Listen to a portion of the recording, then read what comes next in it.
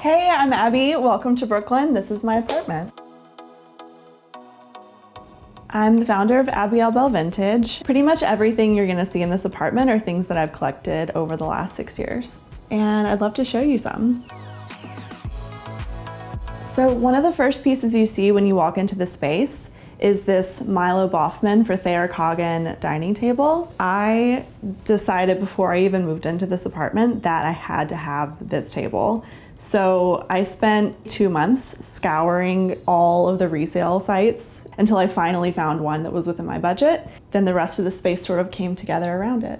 In line with firsts, this is one of the first pieces of art I picked up. This piece I picked up from an artist in Murray Hill, and it was actually done by one of his friends in the 80s. Some people are a little scared by it, but then others love it. I don't know, what do you think? This bowl is by Tony Evans, and a lot of his pieces are used by Kelly Wearstler, which is one of the reasons I felt like I needed to have one, because she's the queen of interiors. This rattan bar cart is not actually functioning as a bar cart, as you can see. I just love it more as a moment to sort of highlight maybe some books or magazines that you're loving at the moment, and then it makes its own little vignette as opposed to just, you know, the bar cart that everyone has in their homes. It's just a different way to style it.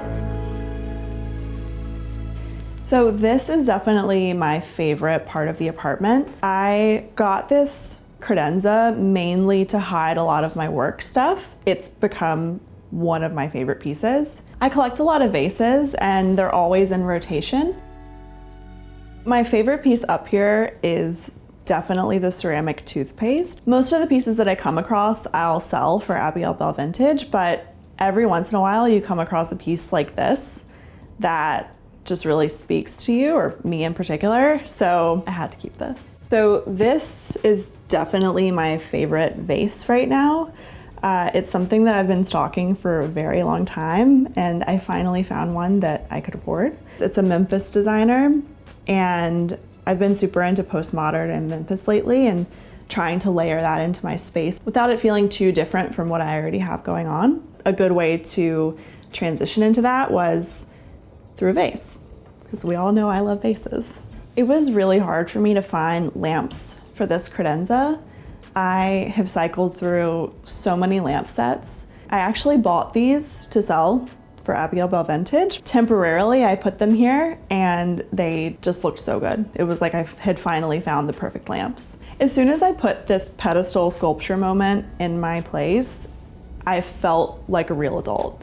So what I tell people is, if they're over at ABV shopping, if you put this in your place, just get a nice vase with some florals or sculpture, stick it on top, and then all of your friends will think that you're a real adult. This is where I spend pretty much all of my time. Now that I work from home, I have to kind of have an office area. And of course I have to put another one of my favorite pieces. And this piece in particular is from a designer called Jaru. And of course the one pink one that I found I had to keep for myself, but I do sell a lot through ABV and they're one of my most requested pieces. So instead of having a full coffee table, I decided to get these mauve laminate drum tables from my friend who is also a dealer, the Beau Ideal. And he brought them over, and we originally thought that we weren't gonna have any glass on it, but I love spreading out. So we threw a piece of glass on it and it's perfect. Kind of the way that I got started with my business was selling a giant oyster lamp, and it kind of became something I was known for. But every time I got one in, I sold it immediately.